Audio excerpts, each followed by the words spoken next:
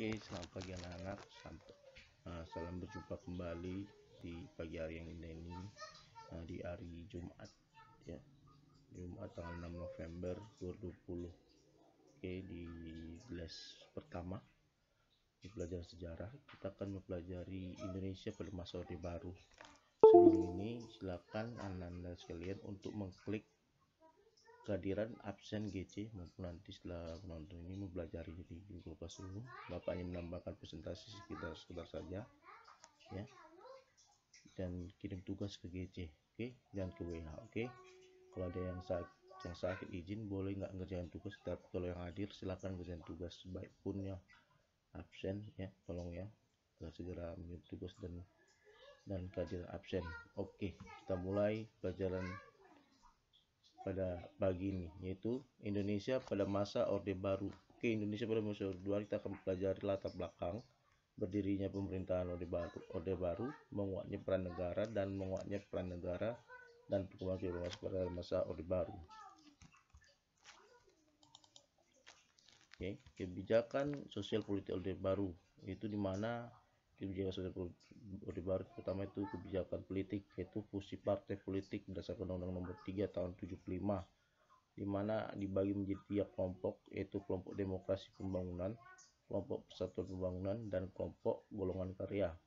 Kelompok demokrasi pembangunan digabungkan menjadi PDI, yaitu Partai Kristen Indonesia, Parkindo, Partai Katolik, Ikatan Pendukung Kemerdekaan Indonesia, dan Partai Merubah. Nah, kelompok persatuan pembangunan itu Nahdlatul Ulama, Partai Muslimin Indonesia, Parmusi, Partai Serikat Islam, Persatuan Tarbiyah, Tufiati, dan kelompok golongan karya, yaitu termasuk organisasi pemuda, tani, masyarakat, dan seniman. Oke, di sini menguatnya peran negara pada masa Orde Baru dan dampaknya itu pertama militer zaman Orde Baru, golongan karya, dan eksistensi dan bantuan dan hibah luar negeri. Oke, militer zaman Orde Baru, pembentukan militer Indonesia tidak berawal dari prinsip pemerintahan RI yang terbentuk dengan sendirinya, kata Profesor Salim Said. Sejarah menguatnya peran militer dalam pemerintahan serta fungsi masalah dipuji oleh 2 faktor utama, yaitu konsepsi jalan tengah yang dikeluarkan oleh Jenderal Nasution, artinya fungsi militer di kehidupan politik Indonesia Osada, dan juga sebagai awal dari wacana Dwi fungsi ABRI, momentum pemberantasan PKI pada pasca tragedi 13 PKI. Oke, militer zaman Orde Baru bisa kita pelajari ini, kekuatan militer dalam tubuh ini memegang peran penting. Jadi adalah semacam think tank, adanya kekuatan Dwi fungsi ABRI. Baru golongan karya sebagai alat atau kendaraan politik. Soeharto membawa kendaraan politik Orde Baru yang didirikan pada tanggal 20 Oktober 64. Awalnya disebut Sektas Bersama, berubah menjadi Golkar, baru kemudian jadi partai politik zaman reformasi.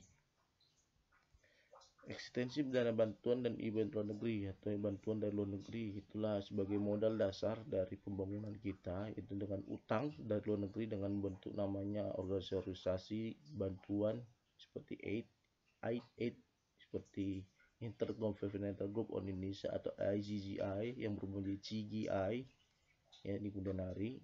Dan juga dana ini akan membantu untuk program Repelita, yang dimana Repelita itu digagas dan dirancang oleh Bappenas atau Badan Perencanaan Pembangunan Nasional. Baru strategi itu tujuannya adalah untuk kesejahteraan masyarakat Indonesia. Di sini ya di zaman Orde Baru peran negara itu sangat kuat, ya, dimana pada zaman itu pada Orde Baru itu ditentukan oleh 3 hal, yaitu militer, Golkar, dan utang luar negeri. 3 hal inilah memiliki efek jangka panjang dan jangka pendek bagi Indonesia. Oke, ini dia. Saya memutuskan untuk menyatakan berhenti dari jabatan saya sebagai Presiden Republik Indonesia. Peringatan 19 tahun berakhirnya rezim Orde Baru di Indonesia akan jatuh pada bulan Mei tahun ini. Mungkin sebagian dari kita atau orang tua kita masih merindukan pemerintahan Orde Baru. Namun generasi milenial seperti kita mungkin tidak banyak tahu tentang zaman ini, apalagi tidak pernah diajarkan di sekolah. Maka kali ini kita akan membahas hal yang tidak pernah diajarkan di sekolah. Kita pasti pernah mendengar tentang G30 SPKI. PKI memang menjadi noda merah dalam sejarah negara ini. Tapi tahukah kamu bahwa G30 SPKI merupakan bagian dari upaya Soeharto mengkudeta pemerintahan Soekarno? Benedict Anderson, seorang Indonesianis dari Cornell University, mengatakan bahwa PKI dan Soekarno merupakan korban tragedi yang bermula dari perebutan kekuasaan di internal militer. Pasca keluarnya surat perintah 11 Maret, Soeharto mengambil alih kekuasaan dari tangan Soekarno dan memimpin operasi besar-besaran untuk menumpas PKI. General Suharto and the army now plan his downfall and the complete takeover of government. Ada beberapa versi Super Semar yang kontroversial. Versi pertama menyebutkan tak pernah ada transfer kekuasaan dari Soekarno kepada Soeharto. Sementara versi yang lain menyebutkan bahwa Soekarno memberikan kuasa penuh kepada Soeharto. Banyak pembantaian yang terjadi bukan hanya kepada aktivis PKI, tetapi juga kepada rakyat biasa. Korban meninggal berjumlah kurang lebih 1 juta jiwa. Sedangkan menurut Sarwo Ede Wibowo, terdapat lebih dari 3 juta orang yang terbunuh. Peristiwa ini merupakan salah satu kejahatan genosida terburuk sepanjang sejarah. International People's Tribunal menyatakan peristiwa ini sebagai crime against humanity atau kejahatan terhadap kemanusiaan. Pemerintah Indonesia dinyatakan bersalah dalam tragedi ini. Di tahun berikutnya, anggota dan para petinggi Lekra atau Lembaga Kebudayaan Rakyat seperti Pramudia Anantatur, Rifai Apin, Sitor Situmorang, dan lain-lain diculik, dipenjara, bahkan disiksa. Tidak sedikit pula aktivis perempuan yang diperkosa dan dibunuh pada masa itu. Rakyat yang tertangkap juga disiksa, dibunuh atau dipenjara. Peristiwa yang dinamakan G30S. Saya ditangkap tahun 1965, tanggal 10 Oktober. Berbagai propaganda ini berhasil membuat PKI dan Lekra lengket dengan cap keji, jahat, tak bermoral dan tak manusiawi. Padahal ini adalah cara Soeharto untuk menyingkirkan lawan politiknya. Pada 27 Maret 1968, Soeharto resmi menjadi Presiden RI kedua tanpa melalui proses pemilihan umum. Soeharto menempatkan jajaran militer dan orang-orang kepercayaannya pada posisi penting seperti bupati dan wali kota. Dari sini praktik KKN menjadi tren.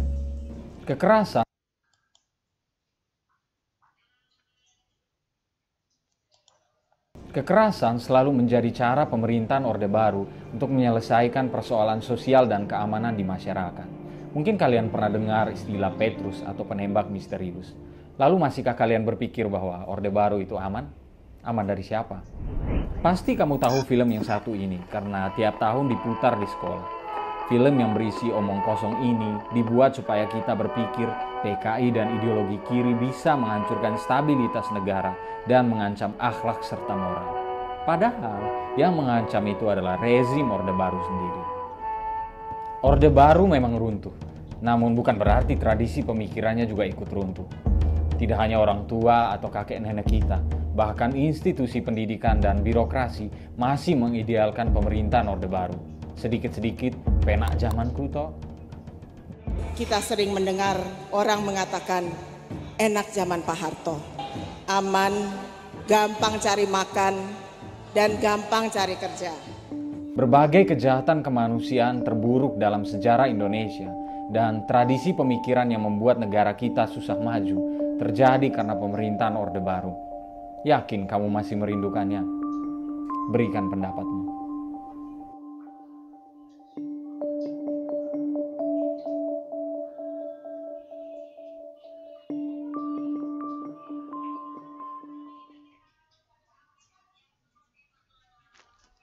Oke, ini dia video sekilas tentang Orde Baru ya. Dan setelah itu Anda sekalian silakan mengerjain LKS ya di halaman 71 bagian pengayaan ya.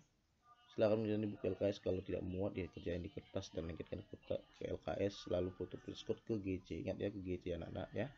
Oke, terima kasih untuk perhatiannya. Selamat pagi dan salam sejahtera untuk kita semua. Salam sehat.